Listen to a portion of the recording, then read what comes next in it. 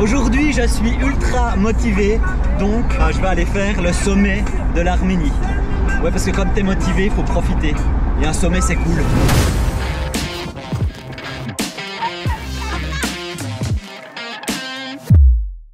Moi, c'est Raph, papa, aventurier et nomade.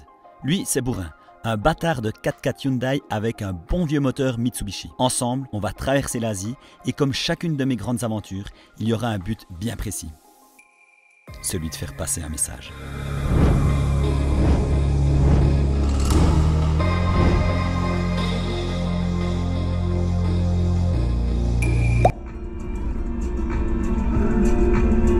Ok, on s'entend un petit peu mieux. Ça fait du bien de quitter la ville et ça va surtout faire du bien de faire une petite excursion à pied, enfin en marchant, enfin faire un sommet quoi. Là, je vais rejoindre Mia et le but pour nous, c'est de faire le sommet de l'Arménie. Au sujet de ce sommet et surtout de cette montagne, parce qu'on peut confondre deux sommets en Arménie. Il y a le mont Aragat, c'est celui que je vais faire actuellement, qu'on va faire car je ne fais pas tout seul. Et il y a un deuxième sommet, c'est le mont Ararat à plus de 5000 mètres qui est très connu, mais officiellement il n'est plus vraiment sur le territoire arménien, même que pour les Arméniens, le mont Ararat reste toujours leur mont. Et le mont Ararat est à plus de 5000 mètres. Donc aujourd'hui, je vais faire on va dire, le sommet officiel actuellement de l'Arménie, qui est le mont Aragats, qui culmine à plus de 4000 mètres. Alors c'est pas un sommet forcément difficile, je crois que ça finit en cotation T5, donc c'est quand même de la marche très, comment dire, très difficile, mais je t'en dis pas plus, on verra comment ça se passe. Là on commence de monter, j'ai rejoint Mia. Eh salut! Donc on va poser les véhicules quand même à préciser à 3200 mètres d'altitude, c'est là que le trek commence et c'est là qu'il y a le parking. Et ça monte pas mal. Et du coup, ben, j'avance à, je sais pas, j'ai pas de compteur sur Bourrin, mais vraiment pas très vite, tu vois. Ou pas. Parce que Patrick, le véhicule à Mia, ah ben il avance encore moins vite. Là. Ça monte, ça monte. Et il y a Patrick. Et aussi, je tiens à préciser que ici, c'est où c'est que ça monte le moins. Donc le gros Patrick, là, il va donner après. Ah ouais, alors ça change carrément de la dernière fois que j'étais venu au mois de juin avec les copains, parce que là, il n'y a pas un pet de neige. D'ailleurs, je te mets 2-3 vidéos quand on était venu la première fois, parce que en plus de la neige, on a visité quelques endroits qui étaient assez sympathiques.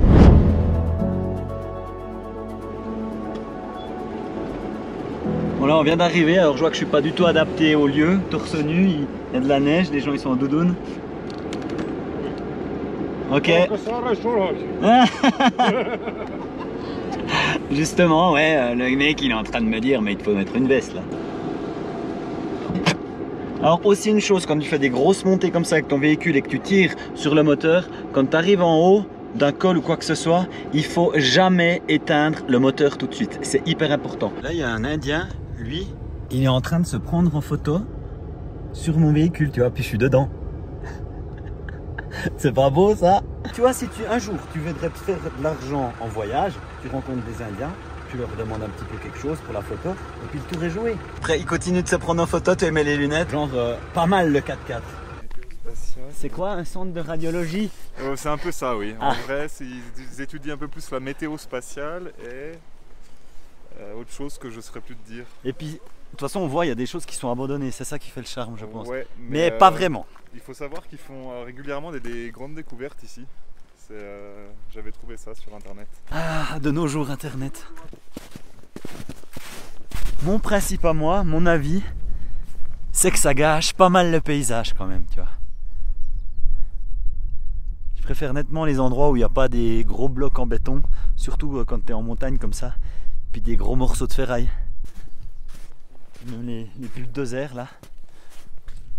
Bon alors on vient de remarquer une fois arrivé à 3200 mètres qu'il y a encore trop de neige pour un peu aller visiter le lieu, donc c'est un petit peu la loose, tu vois. Bah ouais, c'est con, hein. Bon, on va redescendre. Toujours trouver un avantage, c'est que Bourrin n'avait jamais passé le cap des 3200 mètres. Donc au moins on a testé quelque chose. Je suis quand même un petit peu resté sur ma faim au niveau de cette visite de lieu de recherche. Mais je te mets des images parce qu'après on est allé dans un autre endroit. Ça, c'est le télescope radio-optique d'Orgov, ou le ROT 54, c'est comme ça qu'il se nomme. En fait, c'est comme une énorme parabole qui a été construite entre 1975 et 1985. Durant sa période d'activité, l'infrastructure a découvert et observé plusieurs phénomènes, dont l'explosion de certaines étoiles. Beaucoup de recherches ont été enregistrées et publiées dans des revues scientifiques de l'URSS. Mais bon, ça c'est la partie un peu scientifique. Car si on est venu là, c'est surtout pour explorer ce lieu qui est maintenant laissé à l'abandon. Et il y a tellement de choses qui sont restées telles quelles, comme un peu bloquées par le temps. En fait, quand tu entres ici, tu retournes à plus de 40 ans en arrière. Et c'est surtout ça qui m'intéressait. Ah. Oh le lieu quoi!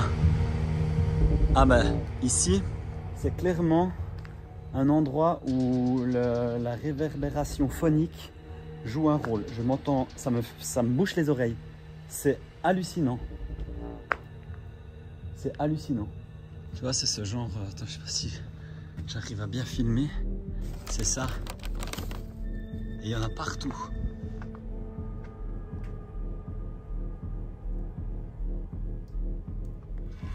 Mais c'est assez impressionnant. Tu t'entends... T'as aucune réverbération en fait. Bon, là je vais voir la grosse parabole. Donc ça c'est une certaine forme d'urbex. J'avais fait une vidéo sur les urbex. Alors normalement tu payes pas un urbex, c'est le principe. Donc je sais pas si on peut accepter le fait que c'est un urbex, mais en tout cas c'est magnifique. Regarde. Là on est en fait derrière la grande parabole que je t'ai montré avant. Ouf, voilà. Il y a un bâtiment, on va déjà aller voir dans les bâtiments.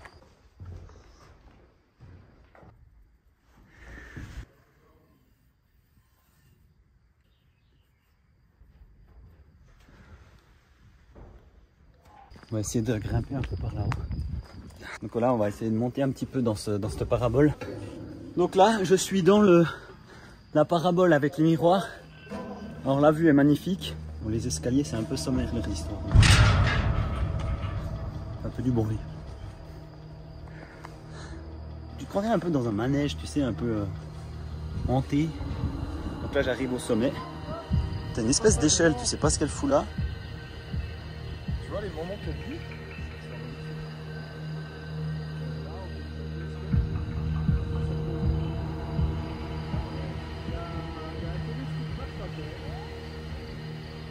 Bon, on va redescendre avant l'orage, hein, parce que sur une partie métallique, quand il commence à y avoir d'orage, c'est pas le top, tu vois. Bouge un peu. Même beaucoup. Encore 2-3 petites choses à te préciser. Le mont Aragats, en fait, c'est un volcan. Il culmine quand même à plus de 4090 mètres, mais c'est un volcan. Tout ce que tu as vu là, donc ces postes observatoires, se trouve sur le mont Aragats ou dans les alentours. Pourquoi ils sont là? Ça, j'ai pas trop recherché. Moi, ce qui m'intéressait surtout, c'est d'aller faire le sommet. Parce que déjà, plus de 4000 mètres, et en plus de ça, un volcan, donc c'est pas souvent. Mais il est clair qu'au mois de juin, avec la neige qu'il y avait, j'avais pas forcément l'équipement pour, donc c'était pas possible. Et c'est pour ça qu'au mois de septembre, on est retourné avec Mia là-bas, donc il y avait quand même beaucoup moins de neige, et là, il était possible de faire le sommet. Par contre, tu verras que c'est une toute autre aventure. Ouais. Eh, salut! Tu choisis une place et puis et je me mets à la... Mais oui, t'es le plus gros. C'est gros, c'est gros. Hein. C'est un spot magnifique. T'as même la petite table. Et tu peux voir, Bourrin, il a le capot ouvert. Alors c'est pas parce qu'il a pris chaud, non. C'est parce que y a un petit bruit à l'alternateur. Je l'ai changé il y a 3 jours. Hein. Alors, en espérant que c'est juste... ça fait exactement le même bruit que la poulie la dernière fois. Je pense qu'une fois que Bourrin il aura pris l'air frais pendant 2-3 jours, après il ira mieux.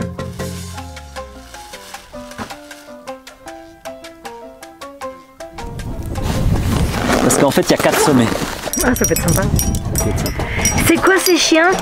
Ces chiens, il va monter au sommet aussi? En fait, je vais tout sortir mes affaires. Bon, déjà, ça me fait un check-up. On a eu très peu d'informations sur ce sommet. Il y en a plusieurs, mais le plus haut sommet, il y a quand même une petite arête. Et puis c'est T5, je crois, la cotation. Donc c'est quand même assez difficile. Et vu que c'est une arête, bah, c'est quoi une arête? Une arête, c'est en fait, c'est quand tu as du vide de chaque côté. Même si on n'utilise pas le matériel, je vais prendre quand même un minimum. Comme ça, si vraiment on en a besoin, ben, au moins on l'a. Maman, tu peux avoir peur demain parce que si ça se trouve, je vais devoir sauter dans un des côtés de la montagne parce que lui, il va tomber de l'autre. Voilà. Bon, là, je t'explique. Mia, c'est la première fois qu'elle va faire un 4000. Après, c'est pas un 4000 des Alpes. Hein. Je pense pas que c'est très long, mais ça va être physique. Elle veut prendre tout son matériel. Trépied, caméra, drone, avec 4 batteries. Moi, tu vois, je vais me réduire à mon téléphone, ma GoPro et mon petit drone. Je pense qu'il faut qu'elle voie une fois. Quoi? Ça, c'est le 4h4, c'est le sud, Aragat Sous, c'est ça. Durée, lever à 5h, départ à 6h, retour à 16h. Ah, ça va, on peut aller à 8h et on revient à 19. Ouais. C'est ça, c'est rien. C'est de là à là, ça fait 4 heures. Si tu veux, la marche, elle s'effectue là-dedans, quoi. Ça va être joli, hein. On dirait, oui. De quoi, quelle heure on se réveille? 6h moins le quart. Ouais, mais c'est des Suisses. Non, moi, je suis espagnol, tu vois. Mais, ouais, c'est vrai. Bon, bah, bonne nuit, je vais me coucher. Ouais, moi aussi. Salut. Bien. Merci, toi aussi. Mais bien recharger toutes tes affaires. Ouais. Salut. Oh putain, cette merde ici. Bon, bah... À 6h. Je vais pas me lever à 6h, mais bon, il l'a même pas cru. Oh, je suis fatiguée. Les amis, demain, ça va être une grandiose journée. À demain. On n'est pas 6 ici. Et bien entendu, on part pas à 2, mais à 3. Mais non, on parle à 5. On prend les chiens? Oui. Mais comment on va faire à l'arête? Je sais pas, moi.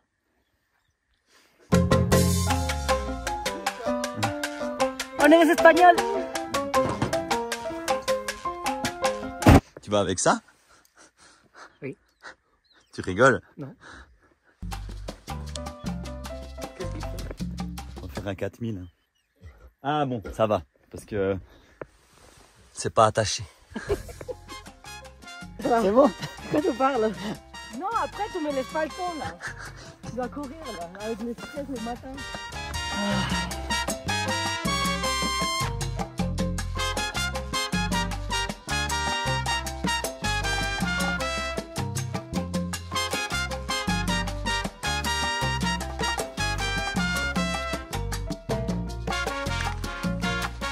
Bon, niveau balisage, c'est un peu la catastrophe. T'as uniquement des cairns, comme tu vois là, mais il n'y en a pas partout.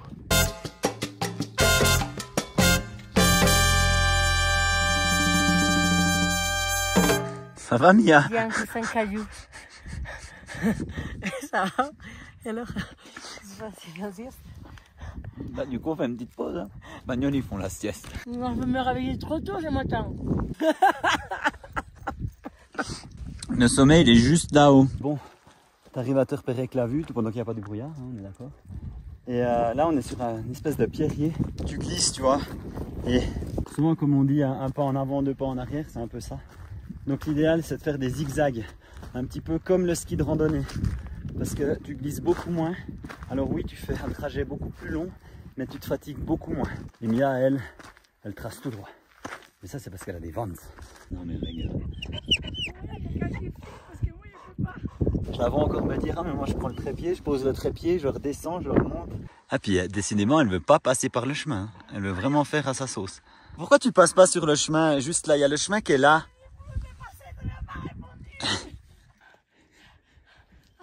Non mais puis elle se tient sur les chiens, non mais sérieux. Pourquoi on amène encore? Allez, ben parce que c'est après, là on est même pas là on est en cotation T3. Mais comment t'as vu qu'il monte? Et après c'est T5. Oh là là, regarde là. Non mais sérieux, tu veux pas monter jusqu'en haut comme ça, on va jamais y arriver. Hein. Essaye de juste suivre le chemin. Suivre le chemin. Suivre le chemin. Il est vraiment fou les gars.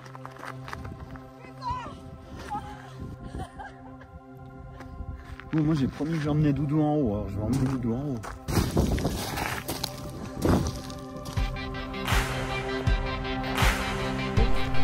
Au sommet. Yeah! Ça va?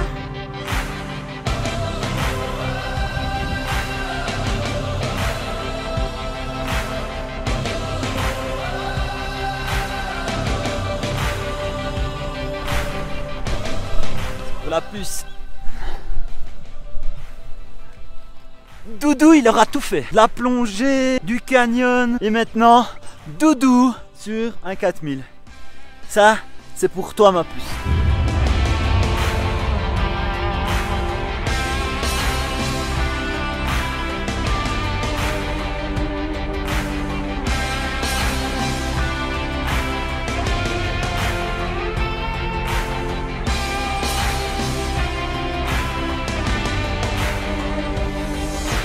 Bon, on va gentiment attaquer la descente parce qu'il y a de plus en plus de brouillard. Et c'est parti.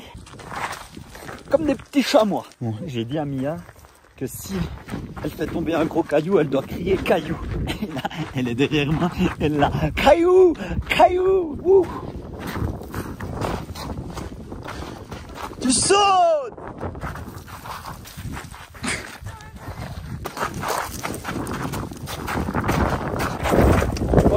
Regarde-moi ça, mais est-ce que c'est beau? Et j'adore la montagne, c'est un truc de fou. Je me sens tellement chez moi. Voilà la façon de Mia. Je sens que ça va être un sketch tout le long pour descendre. Ouais, mais avec la classe. Alors oui, ça c'était avec grande classe. Parce que la voir descendre comme ça, c'était assez drôle et je t'avoue que tout le long du trek, on a quand même bien rigolé. Ce que j'ai bien aimé là-dedans, c'est qu'elle a prouvé, que, surtout à moi, que c'était possible de monter cette montagne avec des Vans. Mais il faut quand même avouer que durant le trek, elle m'a dit qu'elle allait changer ses Vans parce que ce n'étaient pas des chaussures adaptées. Salut, c'est Mia. Et dès qu'il arrive en bas, Arrête de me pousser! il jette ses vannes dans la poubelle. Ah, voilà! L'essentiel là, c'est qu'elle est arrivée en haut et pour ça, ben, bravo Mia, je suis très fier de toi car tu l'as fait et t'as montré que c'était possible. Et t'as montré aussi que c'était pas des chaussures adaptées. Ensuite, juste 2-3 explications au sujet du matériel qu'on avait pris. Comme tu as pu voir, j'avais pris des cordes et du matériel de grimpe qu'on n'a pas utilisé. Pour la simple et bonne raison que quand on est arrivé au premier sommet, parce que tu arrives à un sommet de plus de 4000, ensuite tu as environ 100 mètres à faire pour atteindre le sommet principal. Et c'est justement dans ces 100 mètres qu'il y a une arête et où on aurait dû utiliser la corde. Car il est venu un gros nuage qui nous a bien averti qu'il fallait qu'on parte de là. Et c'est là que c'est important de s'écouter parce qu'une fois arrivé au camion, on s'est ramassé un sacré orage. En fait, là, on vient d'arriver. C'est gros orage, monstre grêle. Donc si on s'était tapé ça même dans la descente, on aurait été vraiment mal. Là, on arrive gentiment à la fin de cette vidéo. N'hésite pas à aller voir la chaîne YouTube de Mia car je pense qu'elle va faire une vidéo là-dessus probablement totalement différente. Et comme tu as pu voir, cette montagne, le mont Harrogate, cache énormément de choses. Que ça soit du post-observatoire à l'urbex, aux bonnes énergies qu'il dégage quand tu fais son sommet.